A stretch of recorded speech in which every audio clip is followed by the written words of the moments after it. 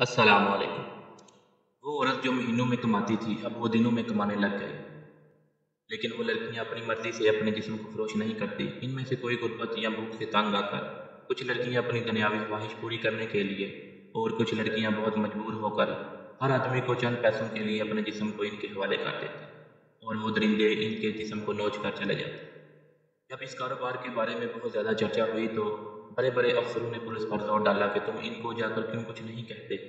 पहले तो वो पुलिस वाले रिश्वत लेकर चले जाते, लेकिन जब इनके सर से पानी ऊपर हुआ तो उन्होंने उस औरत को कहा, आप अब तो या तो हमें और खर्चा दो या तो तुम्हें ये धंधा बंद करना पड़ेगा। इस औरत के पास बहुत पैसा जमा हो चुका था।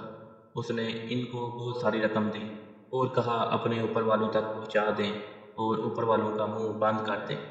एक दिन एक बहुत ही खूबसूरत और हसीन व जमील लड़की इस कोठी के दरवाजे पर आई। वो औरत इसको देखकर बहुत खुश हुई। उसने सोचा ये भी कोई अपने जिस्म को फरोश करने वाली होगी और इसका जिस्म देखकर तो वो पागल ही हो गई। अब वो उसे अपने कमरे में ले आई और इसको सब कुछ बताने के बाद इसको अपने कमरे में बिठा दिया और थोड़ी ही देर में एक बहुत बड़ा अफसर इस कोठे पर आया तो वो औरत इस लड़की के कमरे में इसको ले गई, लेकिन वो अफसर थोड़ी ही देर में वापस चला गया। फिर दूसरे दिन भी ऐसा ही हुआ कि जो कोई नौजवान आता था तो बगैर कुछ कहे वहाँ से चला जाता। उस औरत का कारोबार बिल्कुल डाउन हो रहा था। फिर एक मर्द आया इस लड़की के कमरे में, लेकिन फिर वो भी चंद लम्हों में वापस चला गया। उस औरत ने इस आदमी से पूछा कि आज क्या बात है, तुम कुछ किए बिना ही जा रहे हो। तो इस आदमी ने कहा अंदर जाकर खुद देख लो। तो वो औरत बहुत परेशान हुई और जब वो इसके कमरे में गई तो इसके पैरों तले ज़मीन निकल गई, क्योंकि वो लड़की अंदर इबादत करने में मसरूफ़ थी। इस औरत ने पूछा, क्या लड़की तुम्हें मालूम नहीं कि यहाँ क्या काम होता है और तुम यहाँ इबादत करने में मशगूल हो गई हो। तो इस लड़की ने कहा, जब मैं इस कोठे के पास से गुजर रही थी तो इसके दरवाजे पर लिखा था कि अपने जिस्म से जो कुछ कमाना चाहते हो कमा लो। मेरे पास रहने के लिए जगह नहीं थी, इसलिए मैं इस कोठे में आ गई और अल्लाह की इबादत में मसरूफ़ हो गई, क्योंकि ये जिस्म हमारे पास इमानत है और हम जितनी इबादत करना चाहे कर सकते हैं। अपने जिस्म को आर्जी तकलीफ देकर अपनी जन्नत कमा रही हूँ। क्या आपने दरवाजे पर नहीं लिखा कि अपने जिस्म से जो कुछ कमाना चाहते हो कमा लो। तो इस औरत ने कहा, हाँ तुम्हारी बात बिल्कुल दुरुस्त है, मैंने ये ज़रूर लिखा है, लेकिन मैंने इस काम के लिए नहीं लिखा। तो इस लड़की ने उस औरत से कहा, जो काम तुम इस दुनिया में कर रही हो तो शायद तुम्हें जहन्नम में भी जगह ना मिले।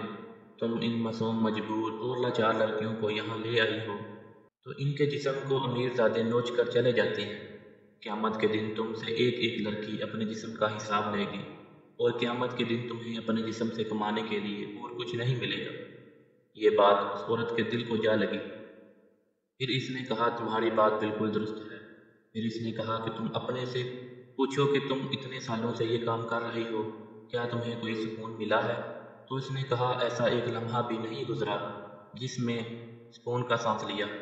फिर इस लड़की ने कहा, तुम्हारे कहने के मुताबिक दरिंदे इस कमरे में आए और यहाँ से चले गए, लेकिन मैं अपने रब की यादों में इतना मगन थी कि मुझे इस बारे में पता ही नहीं चला और मुझे तुमसे ज़्यादा बेवकूफ़ और दुनिया में नहीं लगता, क्योंकि तुम इस दुनिया के लिए कमा रही हो जिसमें रहने के लिए एक